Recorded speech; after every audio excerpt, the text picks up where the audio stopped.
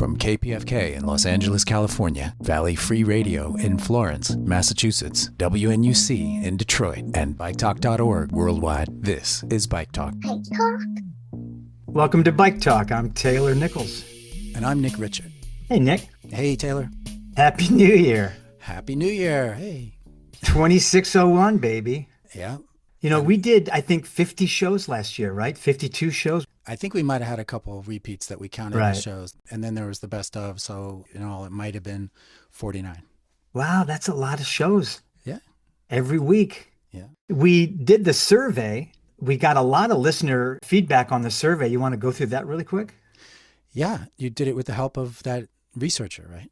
Christophe Rencato-Tunsi, the French academic who helped me put it together.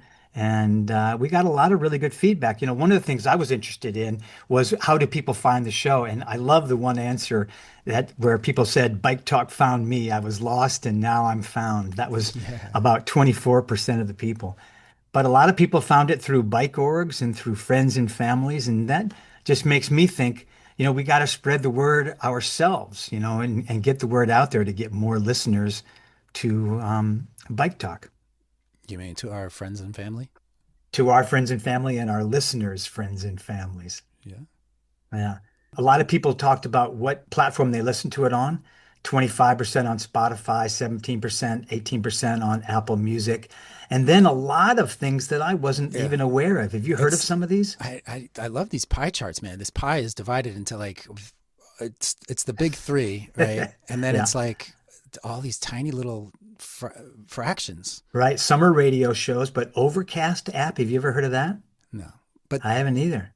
But the big three: Spotify, Apple Music, and the website. Yeah, and the website, which is biketalk.org. How often do you listen to the show? About 65% said they listen to it every week. About 15% they listen to it twice a month, and about 20% said they listen to it whenever they are reminded about it. So maybe that is a note to us, Nick, to remind people more often through our social media. Mm-hmm. Yeah, because I always put it on Blue Sky, but that's not the big pond of social media. Well, Charlie puts out that flyer on Instagram, but sometimes that's a couple of days late. And so I guess that's a note for us is get the word out there a little bit more.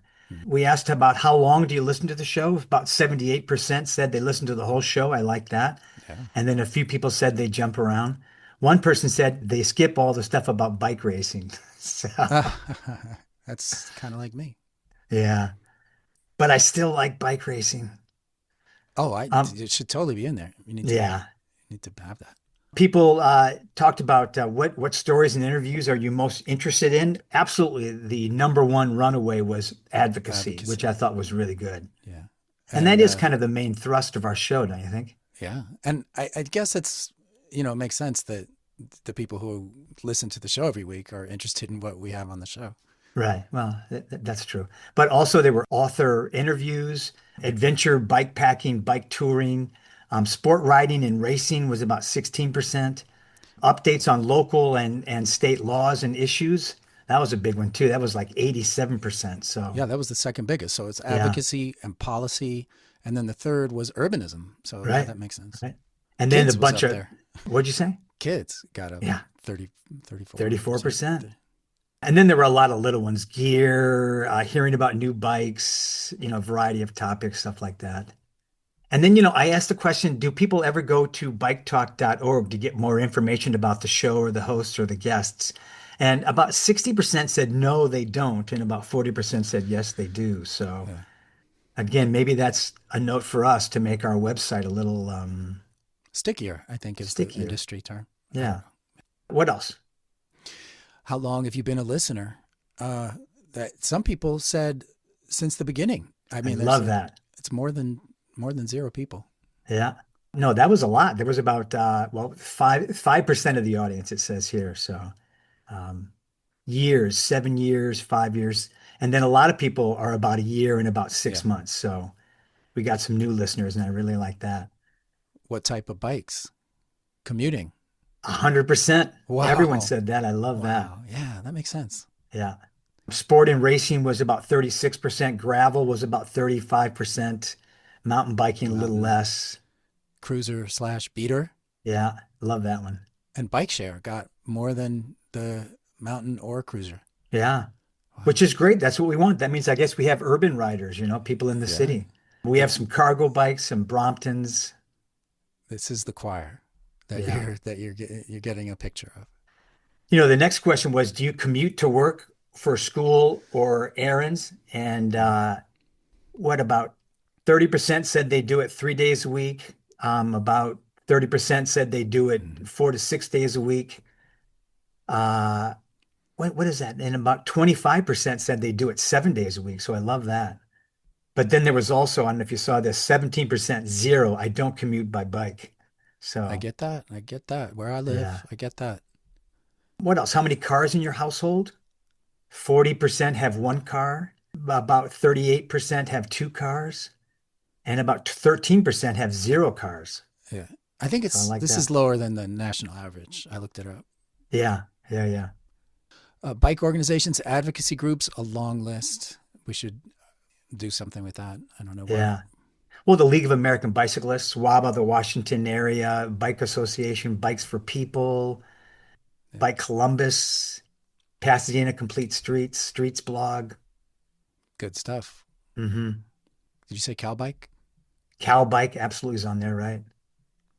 Uh, do you work or volunteer in the bike, urban planning, or safe streets world? Like 43% said yes. No, 43% said no. Oh, Almost 60% said yes. wow. Yeah. That's amazing. So that means This is, that our listeners are engaged in the fight. yeah, yeah. What other podcasts do you listen to? The War on Cars was there a lot. Yeah, yeah. That's a Active great show. Towns. Those guys do a great job with that show. And Yeah. I mean, it's no bike talk, but still. Um, yeah, they're doing great. And Strong Towns was Active popular. Towns. Active Towns. Yeah. And then some I've never heard of. Look Both Ways. I've never heard of that. Have you ever heard of that? I not yet. Yeah. The Outspoken Cyclist. Yeah, we think we've had her on. Oh, okay, good. Talking Headways. Yeah. Hmm. Upzoned. Heard of it, I think. Ezra Klein. Like that. Heard of it. Um, I guess that's about it, eh? The next question is, how satisfied are you with the current level of support for biking within your city or county?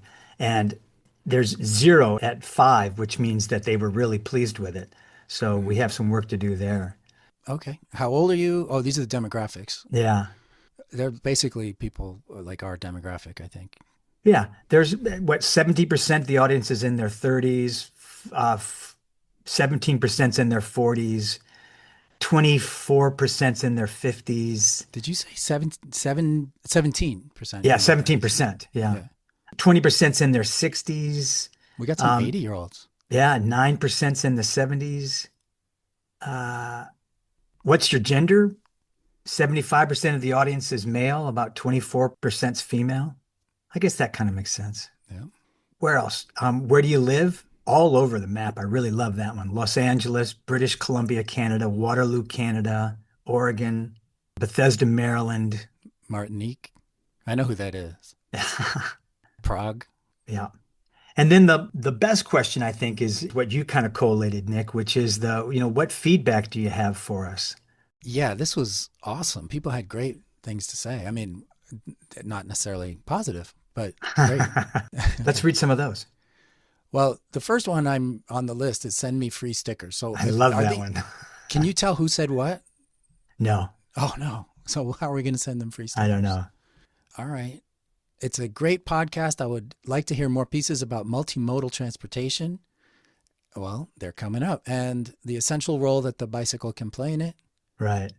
Bike Talk's a great way for me to stay up to date on new books and research news and to hear from organizations doing great work around the country and the world. Even when I know people being interviewed and I'm familiar with their work, the interviews are still interesting. I appreciate the variety of content and guests and find the interviews insightful, thought-provoking. Keep up the good work. That was a Love, great one. yeah, yeah. Love the vibe of the show. Often share bits with my partner as you capture my own relationship to biking so well. Well, that's great. I Yeah. always enjoy hearing how biking creates community, belonging, improves mental health, and you generally do that really well. Yeah. More stories on Chicago. I like I that like one. it. Yes. Yeah. Keep it up. So Yeah. glad I found the show. Do you have any stickers? Yeah. Another one.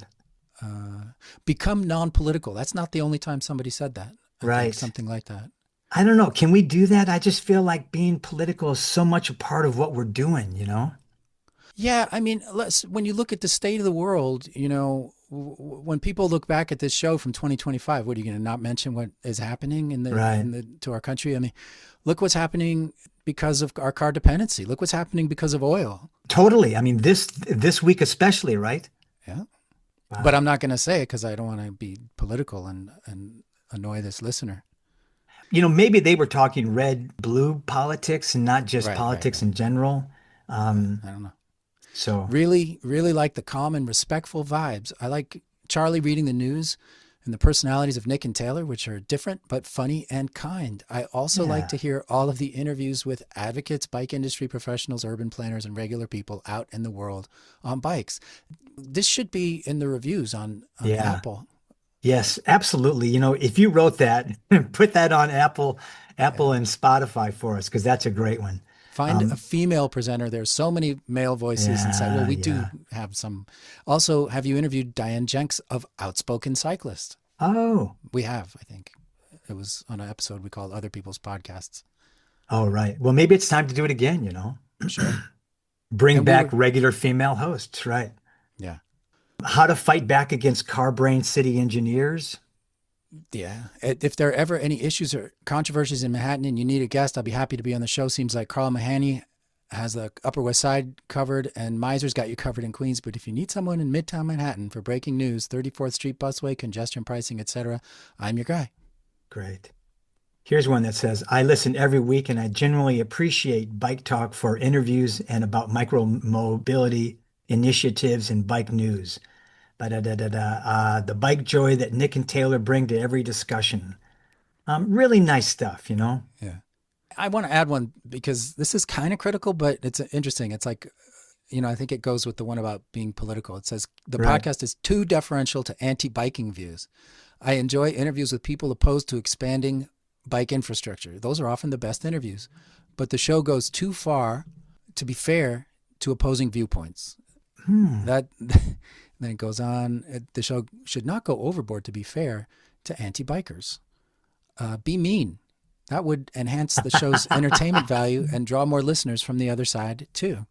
Totally. Well, that's a great point because conflict does sell tickets, right? Yeah, well, that's why everything is the way it is. Yeah. In my opinion, the content is excellent and has tremendous potential for growth.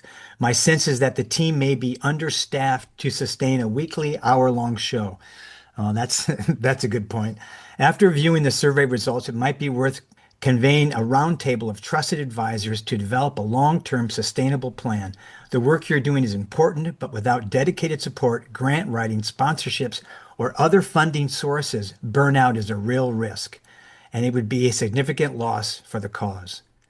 Well, that's a Wow, great comment they should be on on our on the board. yeah. We should have a board, and they should be on it. Yeah, yeah, yeah. Uh, Keep up the good work. I wish I'd found out about your podcast years ago. That's a nice one. I don't want to bore people. It goes on and on. I Yeah. mean, um, Is there anything we want to end with? There's still more that we haven't read. Uh, but we want to thank all of our listeners for taking the time to take the survey. And, like we've mentioned many times, Nick, the listener emails that we get and the feedback here that we got is so thoughtful and serious that I think we both want to thank everybody for lending us their time and their thoughts. As we start the new year, Nick, we talk a lot about not dwelling too much on the negative stuff. But on New Year's Day, I saw a story in the LA Times here in Los Angeles, where I am, about a mother whose son was killed by a drunk driver in Los Angeles. And it was a personal story for me because I actually am good friends with one of his friend's father. The young man that died was Braun Levy, and he was 18 years old. And He was getting ready to graduate high school, and the young woman that killed him, it was her second offense. The last time Jim Pocrass was on the show, he spoke a little bit about this. And so, Jim, you're back to talk about something else. But I wonder if you could say, how does this happen that someone who has DUIs on their license can continue to drive on the road and kill somebody? Yeah, thank you for having me back again. We talked about that, but it's been troubling me ever since talking about that because California has such an infrastructure where how do we determine if a person will be endangering the public? It seems that the criminal laws and the DMV laws with regard to taking a person's driver's license away don't seem to be coordinating with each other because of the fact that, it isn't like until somebody kills somebody where anybody takes notice of it and then maybe will suspend their license. They can have a DUI or two DUIs and the DMV doesn't even hear about it. They give them back their license and they could Right. have all kinds of other things that make them dangerous, such as their age or their medical conditions or reckless driving behavior. How do we determine that a person is a danger to the public? That needs to be, really looked at. I think one of the things you said is that we have to legislate that. We need to make our legislators make laws that say you get a DUI, you lose your license. Right. And there are Right. states where you do permanently lose your license, maybe not on the first DUI, but on the second DUI. But, Right. here you have to kill somebody in order for them to Well, even take notice of it. And that's just really not right. that's a sad state of affairs. But you're here today for another reason to talk a little bit about new laws in 2026. Right. I thought I would start with something that's called a daylighting law. In Hawaii, California has some daylighting laws. A daylighting law is something where they're trying to make it safer for pedestrians in intersections and on the streets. And so what they've done is they've passed these daylighting laws, which put restrictions on where you can park at least 20 feet from a crosswalk or an intersection to improve visibility of pedestrians and cyclists, and also to lower the speed limits in certain areas where there are things that are going on, where there's parked cars Right. or there's stopped cars or they're doing some kind of construction. So that's one of the areas that they're trying to focus on. And, I would argue that the daylighting law makes it safer for drivers too, for that matter. I think Yeah. so too. So let me kind of go briefly over, some of the changes in the law in some different states. I'll kind of tell you where they are. They're not all California, but I'll tell you which ones are California. In Iowa, they have a cell phone touch ban. They made the law stricter for drivers that they can't touch their phones at all while they're driving. No calls, texting, scrolling, or GPS, which I think, is a good law. Yeah. But, it's the same Absolutely. thing as how can you tell when people are being distracted when they have their phones up on their dashboard, but at least they're not touching them. So that's one thing. So it's a no touch law. Another one in Tennessee, which is kind of unusual, or not unusual, but kind of interesting. It requires all new driver applicants to know three cyclist hand signals on their driving test for a left turn or right turn or slowing or stopping. I think Wow. that should be in every state. I'm not sure I know three. I hope There's so. right, left, and And stopping. stop, Yeah, I and guess. stopping. Yeah. Yeah, right. Yeah. Okay, next one is some states, California is one of them, which is talking about automated enforcement in speed zones, expands automated speed zones and red light enforcement. And we talked about that, I think, at one time where they have these automated speed detectors where they'll actually send you a ticket. But the enforcement of that seems to be a problem a little bit because they don't take the pictures and what are they supposed to do? They don't even know who's driving, but at least somebody knows that there's a speed apparatus out there tracking them, and then they'll send them a ticket as a And result of it. and again, usually those tickets only start at like 10 miles over the speed limit, I think, right? I think so. Yeah. Yeah. And so at least, it's another people know that they're out there and I think that will Big slow brother. them down. Right. Okay. The next one, for cyclists. Okay. And that's what everybody wants to hear about a little bit is with regard to legal changes like the Idaho stop. Okay. If everybody knows what an Idaho stop is, but a growing number of states allow cyclists to treat stop signs as a yield sign now. I can see the reason why, they do that because, you slow down at a stop sign, you're almost coming to a stop, and it gives you time to look and yield the right of way. The more, I think, controversial one would be the red light being used as a stop sign. Certain states have passed laws, New Mexico being one of them, where, you come to a red light and treat it as a stop sign. Right. So that's another one. Yeah. Did that pass in California or not? It has not. Oh, okay. Not that I know of, Right. I because don't I think know so, right? I Yeah. think they've been trying to get that through. Yeah. And when I bring it up to people, they always, bring up the fact that cyclists never stop at stop signs or red lights, which I don't think is always true. But I think that, it's treating a stop sign as a yield and a red light as a stop sign is pretty safe. I Yeah, it's like safer for that. bikes. Yeah. Yeah. And then the last one would be pedestrians, keeping pedestrians safe and not having them be ticketed if they're jaywalking, as long as they're being careful, going across Oh, the street. That's something in California that has passed. So you can jaywalk, and Wow. also what we all know is that drivers should yield the right of way to all pedestrians in a crosswalk at an intersection. We all know that. so jaywalking is no longer a crime in California. Right. You can jaywalk. There are so many intersections where it's so far between crosswalks or intersections that, it has to be that way.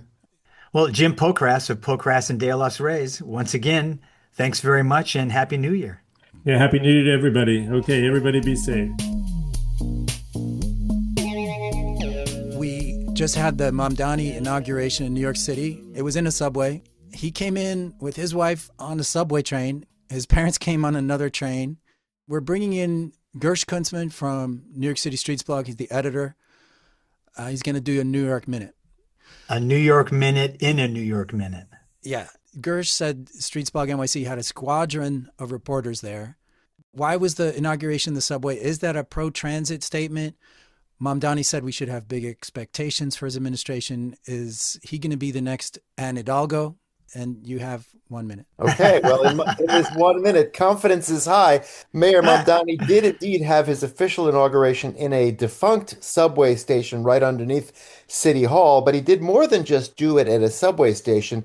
He also brought onto the stage, as the only other speaker, his newly christened Department of Transportation Commissioner, Mike Flynn. Now, that was notable because, A, mayors don't generally share the stage at their own inauguration, and they definitely don't share the stage with the Department of Transportation Commissioner. So as I said, Streetsblog had a small legion of reporters at this event, and you could have heard the audible gasps of Streetsblog reporters as Mamdani brought his Transportation Commissioner to the stage, and indeed had him and echoing Mamdani's comments that this is going to be a transit and transportation forward administration. Specifically, we asked him later at the ceremonial event, why did you hire this guy, Mike Flynn? And he said, I asked Mike Flynn, I guess my time is up, but I asked Mike Flynn, what's it going to take to make New York City a world-class city in transportation? And his answer got him the job. We don't know what the answer is yet, but this mayor wants to focus on transportation. Great. Well, let's hope his answer was bikes. We'll find out. That's our next question. Yeah. We're going to bring you back to talk a little bit about your side hustle, which is uncovering defaced license plates. So those people get told as they go across a bridge or into the congestion pricing zone. So, And also get tickets for speeding. perfect. Right. Gersh All right. Kuntzman, thanks a lot. Thank you. And now we have Charlie's news. Hey, it's Charlie here with the week's news. From Streetsblog NYC, newly inaugurated Mayor Zohran Mamdani has announced that McGuinness Boulevard in Greenpoint will get the redesign it was initially promised during the de Blasio administration. The plan for a road diet includes one car lane in each direction with a parking-protected bike lane. The project had been diluted in a corruption scandal during the Adams administration. From Pink Bike, Leadville, Colorado will host Fat Bike Worlds, January 23rd to the 25th. The race will be 24 miles on snow, and this will be the 11th year of the event, the original host being Crested Butte. For the 5th year in a row, Citi Bike prices will be increasing according to timeout.com. From January 5th, minute rates will increase depending on member and rider status as well as the type of ride, and on January 28th, the annual membership price will go up 9% to land at $239 per year. Citi Bike blames the price hikes on tariffs, insurance, staffing, vehicle costs, and their plans to add 250 new stations and update infrastructure.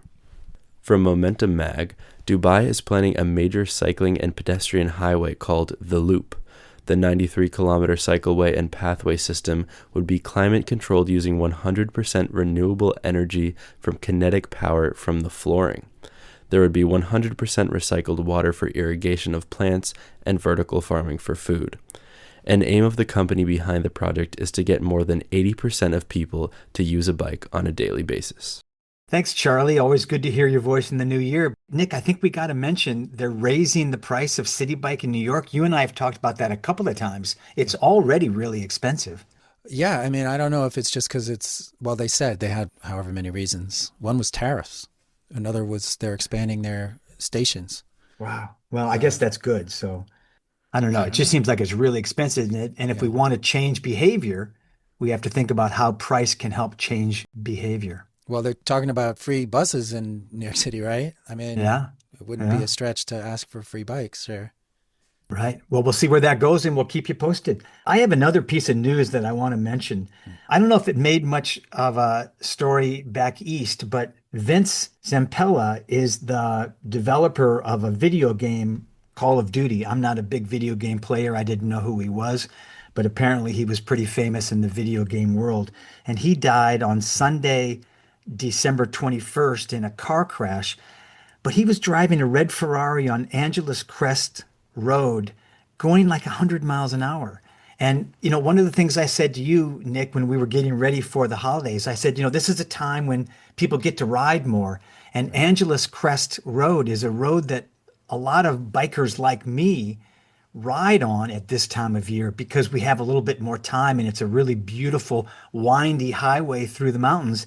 And here this guy's going over 100 miles an hour in a Ferrari. I guess the car doesn't really matter, but he runs into a barricade and he kills himself and his passenger. And yes, it's tragic, but what the hell's he doing driving so fast on a road like that? I don't know if this is appropriate to say, but he made Call of Duty. It's all about shooting people. That's a good point.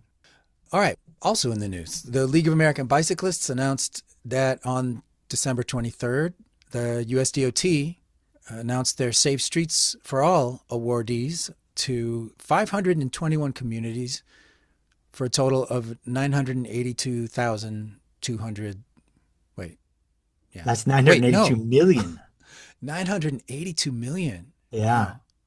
That's a lot. The USDOT said that they're not going to put any money into biking and walking or anything that would slow cars down. The League Deputy Director Karen Whitaker said this is not as promising as the grant lists we saw over the first 3 years of the awards, but it's a positive sign that bike lanes didn't completely disappear. And if you have any projects, please let the League know at bikeleague.org. Great. You spoke with Jonathan Hale a while ago. He was with the Crosswalk Collective, painting crosswalks in places around Los Angeles that were not safe, and the city wasn't putting a crosswalk in there. So he and his cohorts went in there and painted a crosswalk. Well, you got a chance to sit down with him again.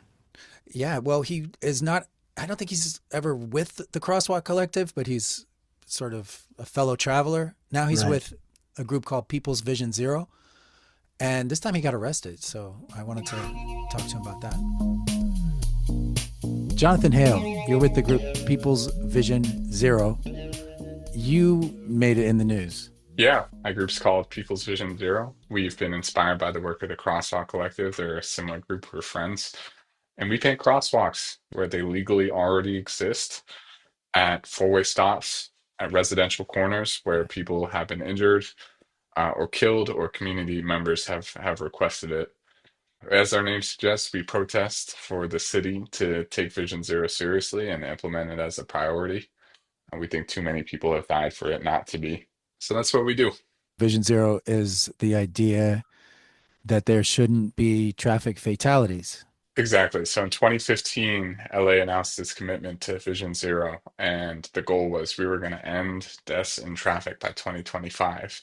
And now 2025 is nearing its close, and traffic deaths are incredibly high. We record over 300 the last 2 years. The data for 2025 aren't quite out yet.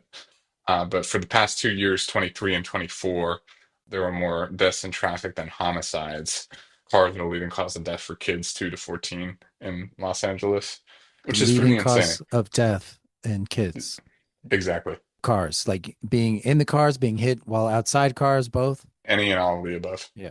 All Death right. So by car. you're the people's Vision Zero because the city's or the state's Vision Zero is not heading towards Vision Zero. Yeah, exactly. I think we wanted to reclaim the name, draw attention to Vision Zero.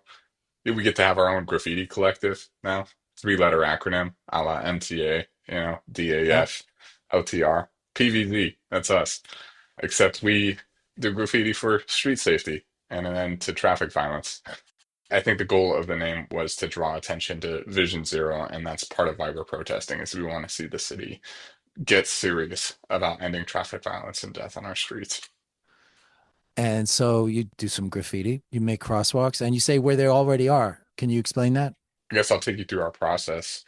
I'm using data from UC Berkeley's transportation injury mapping system. I have a list of all the corners in the past 10 years where pedestrians have been hit and injured or killed crossing the street. There's been over 10,000 instances of this. People Wow. getting hit by cars crossing the street in marked or unmarked crosswalks, Wow. which is crazy. Getting hit by cars is no small thing, regardless of if you die. Like these are life-changing incidents for people. Yeah. So we've been picking corners from there. And then what I've been doing is I've been requesting them through 311, requesting marked crosswalks at the corner. We hadn't been getting responses from the city, so we were just going out there and doing them and painting crosswalks at a corner where there's stop signs. Just picture a residential four-way stop. That's where we would paint the corners. We're also identifying corners with curb cuts so that the crosswalks lead to wheelchair accessible sidewalk entry points. That was a big criteria. I think of my visually impaired neighbors, like anything that's in the road will make it safer by alerting drivers to their presence. Anything that says this is not just for cars, there's people and cyclists here, makes the Mhm. road safer, right? But I think crosswalks are the bare minimum. We found this thing that we can do without changing the legal rights. It's minimally invasive. We do it quickly. We have a process, a little impact to the community. It's permanent. It is vandalism. We're doing it. So you got arrested putting in a crosswalk where there was a legal crosswalk, just making it visible, painting it. Yeah, You that's want to exactly tell the right. story of that? We wanted to do one by UCLA and see if we could get some students involved. That's a popular route for people walking to UCLA, walking to the medical center, and Hmm. the bus stops over there. LADOT is building a protected bike path on Ohio. It's one of the most traveled bike corridors in Los Angeles, despite the fact that it's, an unprotected bike lane. It's a Sharo. It sucks. It's dangerous. It's an accident waiting to happen, frankly. Hmm. This project that LADOT is doing is going to take 7 or 8 years end to end with more than 4 years of public comment, and it's going to cost, I want to say, upwards of $7 million. And we Hmm. want to protest that 1.3 miles of bike lane that's taking this long. And so we had planned this specific event because LADOT was doing a walking tour as part of their community outreach of Ohio Street, and they would be passing within a block of where we'd be working. So in the entire time it took them to walk the 1.3 miles from end to end of Ohio, we would have painted a brand new crosswalk marking at the corner of Kelton and Wilkins, just a block north. And we thought it would be interesting if they had to walk right by that. That was kind of the point of choosing that location. Hmm.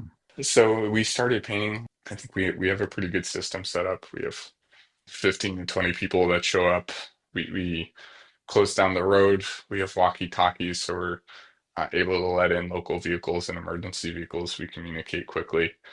We close the block by block. It's nice. Like the time that the blocks close, people are walking around enjoying the open street. You And actually closed the street? yeah, Wow. that's the testy part of it. Huh. But we closed the street for probably 45 minutes max at Mhm. each block. During the prior week, I had gone through and put up flyers in the neighborhood, talk to neighbors, stuff I do, hand out pamphlets, let people know what we're doing, basically. Mhm. People have heard of us, people know that this is a thing. So anyways, that was that. I mean, we had finished one leg for every intersection. There's four crosswalk legs. So we had finished 2 legs, and that was going pretty smooth. And we were working on the 3rd leg. Yeah, and then the police showed up. Somebody called 911. There were some people that were getting pretty mad. Most people love this. I'm talking like really love this. Like, oh, I've lived in the area for 20 years and I've never seen anything like this. Yeah. We've tried and tried to get the city's attention. Most people are like that, and it's really, really wholesome and rewarding to work with those people. There's definitely like a couple of people that get really upset, Mm-hmm. like weirdly animated, by stuff like pedestrian infrastructure and bike lanes, stuff like that. So some people called 911. The police car showed up, asked to see our permits, and I was like, "Hey, man, this is unpermitted." Police Wow. have showed up before. They've been chill with it. I mean, we're friendly with the police. Like we have a shared goal. Our shared goal is improved public safety. When the police have showed up in the past, I've been honest with them. I say, "Hey, look, we don't have a permit, but we're working.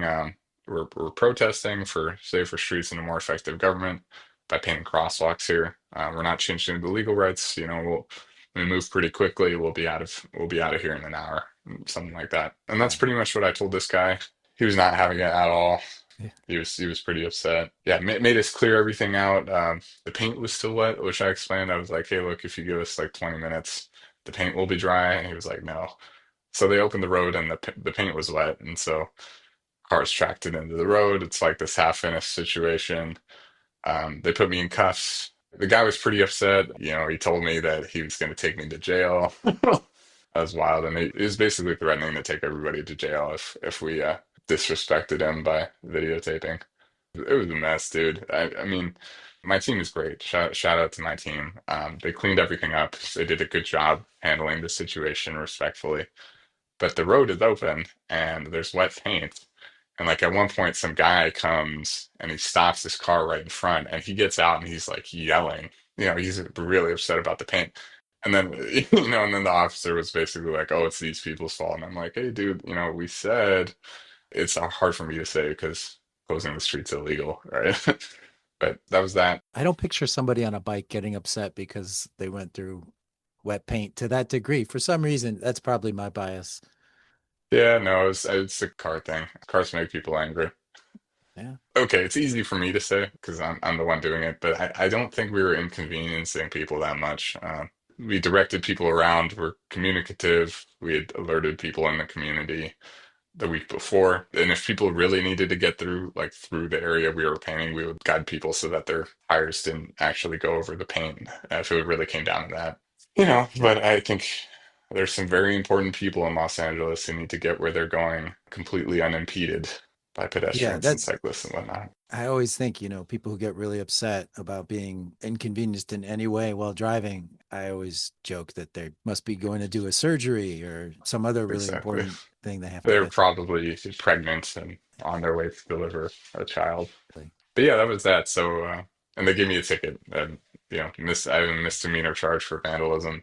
They didn't need to handcuff me for that. That was super unnecessary, but bad optics for them, good optics for me, I guess. Did you get it on video? Oh yeah, I have the whole interaction on video. I have a little clip of it on Instagram. I know this was in the news and everything. Yeah, I kind of figured that this is going to happen at some point. But then Well, like when it was actually happening, I was like, "Oh my goodness, I can't. This is going viral. Like this is crazy." I went back home and then I made a video where I basically explained the whole situation.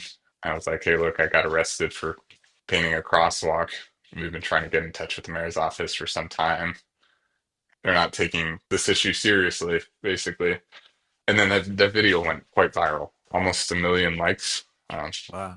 nearly 10 million views, something Wow, like that. great. So which is better, doing the crosswalk and not having an interaction with the police or going viral? I mean, I think the whole point of this was to get attention, right? Like, we can't do the city's work for it, right? And our work is limited. I mean, it's almost like we want to get attention to get the city to do the things that it needs to do, in terms of adding bike lanes, adding like horizontal diversions, like traffic circles and stuff like that, roundabouts, chicanes, daylighting space used for bike racks, all these things that the city should be doing and the city should be prioritizing and taking seriously that we can't do. I mean, Imagine if we had added speed bumps or something, people would be calling for our heads. If we painted a bike lane ourselves, that we'd be exiled forever.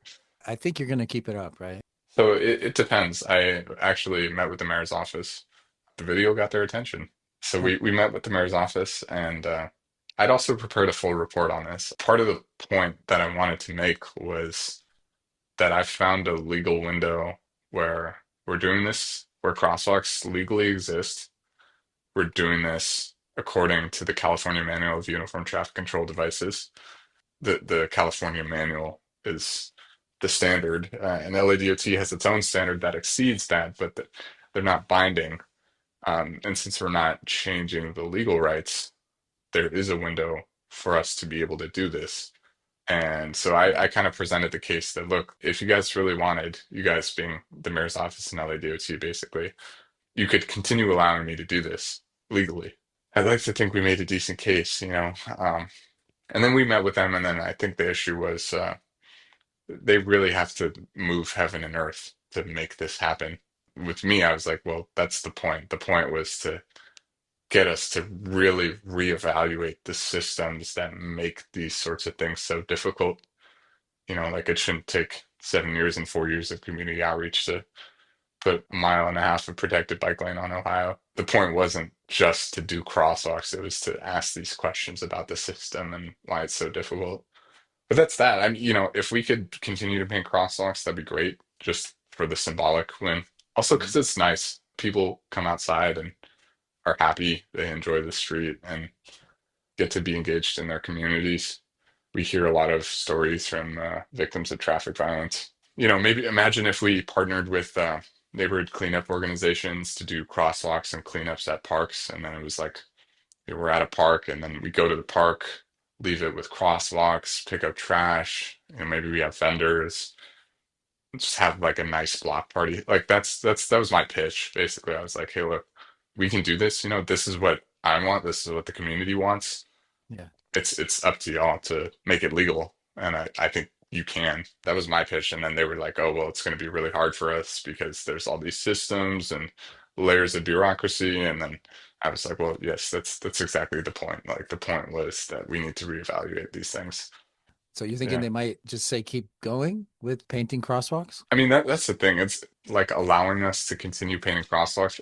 It's like doing the moon landing. Like it's Right. it's like really hard. But that's the point. That's the point. It shouldn't. We've identified this thing. We can paint crosswalks to the legal standard without changing any legal rights. We're at residential corners, four-way stops.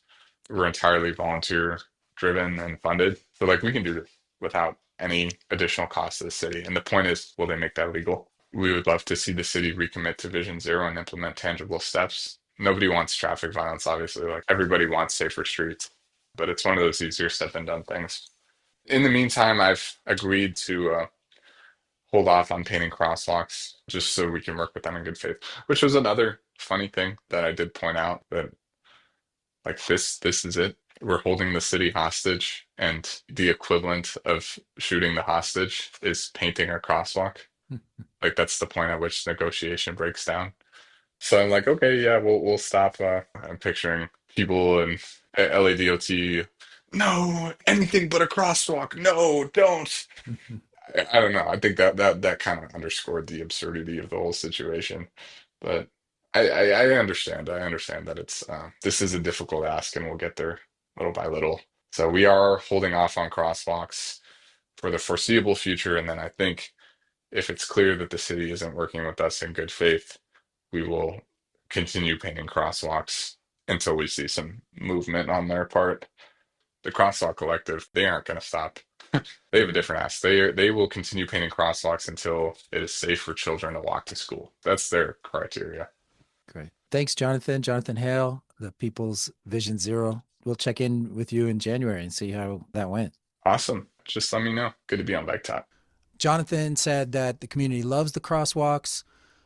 A lot of people are getting hit crossing the street, but the mayor's office said they can't let people make their own crosswalks, even if it's to the MUTCD code, because there's too many layers of bureaucracy. And Jonathan said that's the whole point. We need to reevaluate that. Right. Now we have an interview with Marley Blonsky. of All Bodies on Bikes. Who got hit by a car recently? Jesus. I'm talking to Marley Blonsky, All Bodies on Bikes, founder. Co-founder, founder, now executive director, all the things. You're in Portland, Oregon? I am. I just moved to Portland, Oregon. You just moved. I was in Bentonville, Arkansas before that. Is that like the secret biking capital of the Southwest? They are the self-proclaimed mountain bike capital of the world. I would not necessarily agree with that, but there are a lot of bike things happening there. It's a very fun, vibrant city, but it's very recreational based. So like Right. a lot of mountain biking, not a lot of transportation, but I think they'll get there. So you started All Bodies on Bikes, you moved to Portland. Why do you do it? Because bikes bring me a lot of joy and I want other fat people to experience it. And there's a lot of barriers for people with bigger bodies, clothing, perceptions, group rides that are too fast, equipment that isn't strong enough. And so, yeah, I just want everybody to be able to experience the joy of a bike ride that I've had. And you're using the F word. Oh, the fat word. Yeah. I mean, to me, fat is just a descriptor. Words only have the power that we give them. And it's just a descriptor. It doesn't necessarily, I think a lot of people, obviously, I mean, even in this conversation, it's like, oh, fat, that's a bad word. No, it's just a word. Yeah. I mean, I would caution against calling somebody else fat just because it's such a emotionally laden term. But if somebody self-identifies as fat, like, you and I in this conversation, like, okay, yeah, Marley identifies as fat. Cool, I'm going to call her that. That's fine. Got it. So All Bodies on Bikes. And now you have how many chapters? Oh my God, I knew this question was going to come up. I think we have 14. It's kind of an ebb and it's all volunteer based. And so sometimes chapters will come, they'll go. But we just launched a Houston, Texas chapter, which I think brings us to 14. Sweet. There's a reason I'm talking to you right now. We've talked before, and I've talked to your chapter leader here in the Northeast, Jacob. Seidelshep. And yeah. I'm talking to you now because you just got hit by a car and you. Yeah, I've been riding in cities for 10 plus years. And when I first started riding, everybody was like, it's just inevitable. Everybody gets hit by a car. And I had escaped for over 10 years. And then I think it was last week I was riding along and I got right hooked by a driver who just wasn't paying attention. Oh boy. When you say everybody gets hit by a car, it's like, I don't want to scare people, but that's also why we have that's why we have the show. Exactly. And yeah, I don't want to scare people. I mean, I ride super cautiously and I didn't get hit for 10 plus years. There were lots of near misses along the way. And I think riding, with your head on a swivel and riding at an appropriate pace for the city is really important. And I think that's what helped keep my incident not as serious. I basically saw the whole thing happening. I thought the guy was stopping. We made eye contact, so I decided to go, and then he went too. And so it was like a glancing blow. I mean, it still knocked me onto the ground, and I found myself face first in the middle of a street. Actually, technically, I was in a bike lane, but no lasting damages. I still have some bruises, some scrapes on my bike, but other than that, I'm okay. That's good. Yeah. But you were in a bike lane? I was. So I was in a protected bike lane. It's a new configuration in Portland on Broadway that basically, it's a fine bike lane, but it's bike lane, cars, and then traffic. And cars turning right have no signal. So there's signs that say yield to cyclists, but there's no signal. So they just turn. And because the cars are there, the visibility is really limited as to who's in the bike lane. Like if you're a smaller cyclist like I am, or if you were a kid, like nobody's going to see you over those parked cars. So yeah, I got right hooked in the bike lane. My next target is going to be to work with the powers that be in Portland. I got to learn all about it just to get some signage or some signals, because you shouldn't be able to turn right across a bike lane with traffic going. Right. That's the danger of intersections, even in protected bike lanes. But there are ways to mitigate that danger. And like you're saying, there needs to be a signal for the car. Yeah. And there's plenty of other places in Portland that have that setup. So it's not something that they don't know. So Portland, as we were chatting about before, has a very robust cycling community.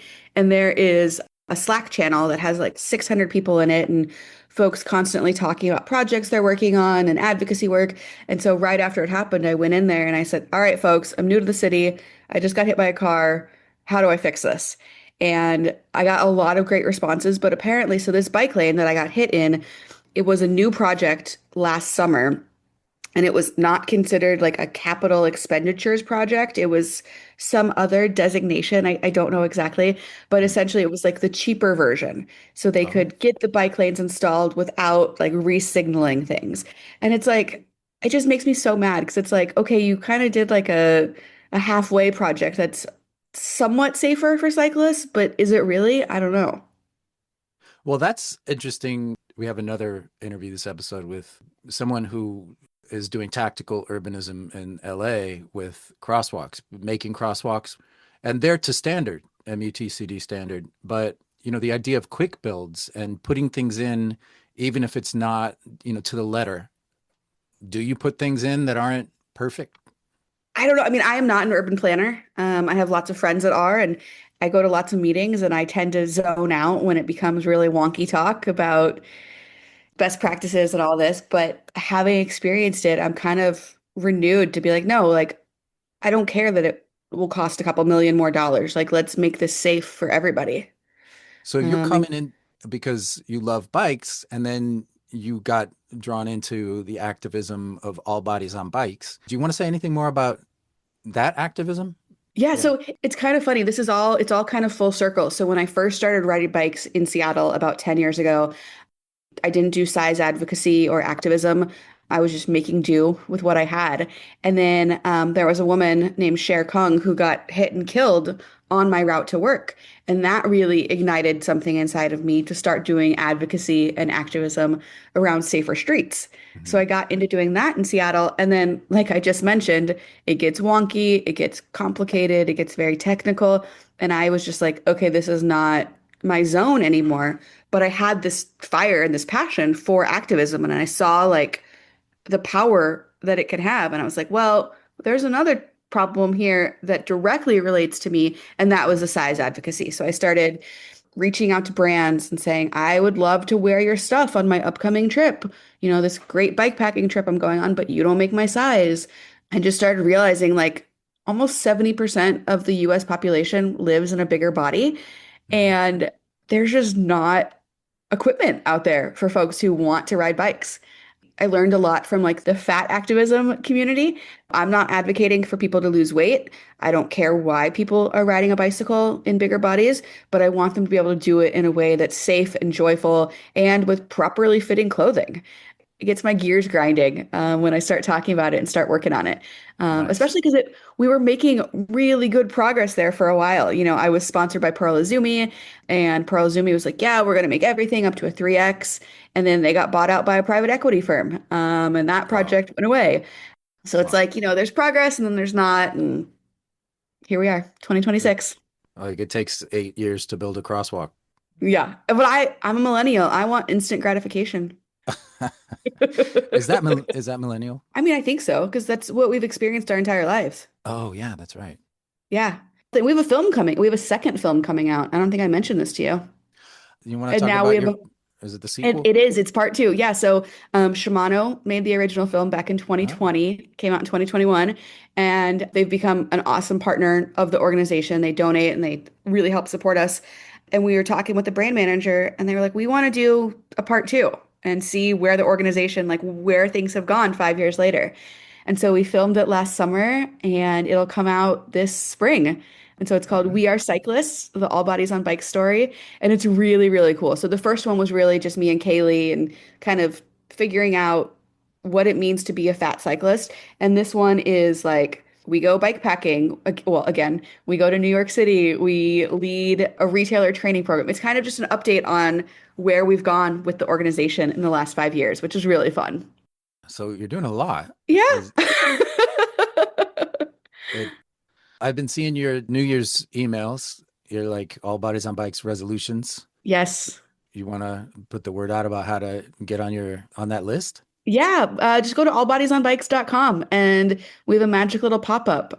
Put your email address in there and you'll be kept up to date on film screenings. So with the film, we're gonna do like a film tour and we're gonna do community bike rides, and I actually have a book coming out too. So I'll be doing like author readings and signings. And yeah, so get on that list to find out where we're going. Just allbodiesonbikes.com. Cool. And we'll talk to you when your book comes out. Sounds great. we're going to look for the All Bodies on Bikes movie, the sequel to the first movie. It's going to be out in spring. It's called We Are Cyclists. She has a book coming out, and we're glad she wasn't hurt. Yeah, yeah. Love that, though. A book and a movie. The IP, What's that? intellectual property. You get one intellectual property, then you expand on it. You get a book, then you get a movie, then you get a podcast, then you get a song, then you get a animated movie. All right. That's some industry knowledge that you're gifting us with. There's a charge for that. Good show. I think so. And we're going to make our numbering system for the shows more representative of what's actually happening, right? Right. That this is 2026 and this is episode 01. So it's 26/01.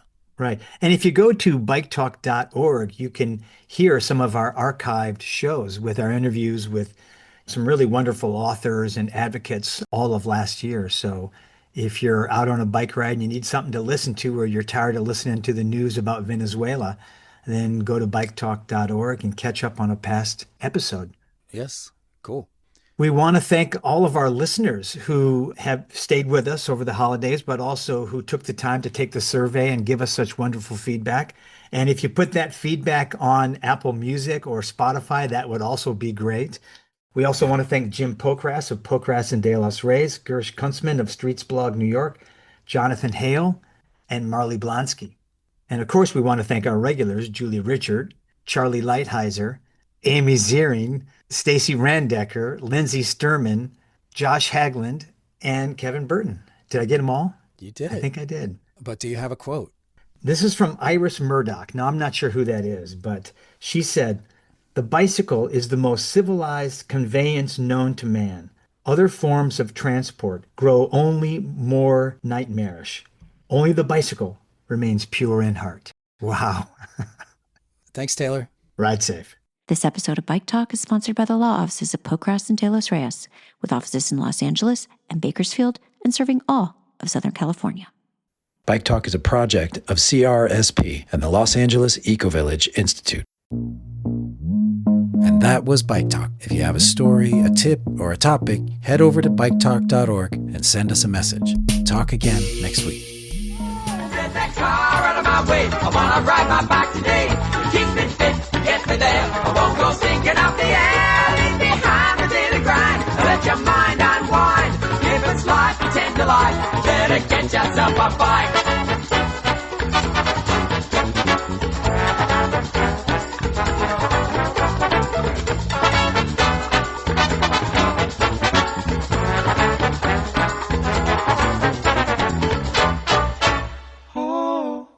Get yourself a bike. Oh, get yourself a bike. Oh, get yourself a bike. Oh, get yourself a bike. Oh, get yourself a bike. Oh, get yourself a bike. Oh, get yourself a bike.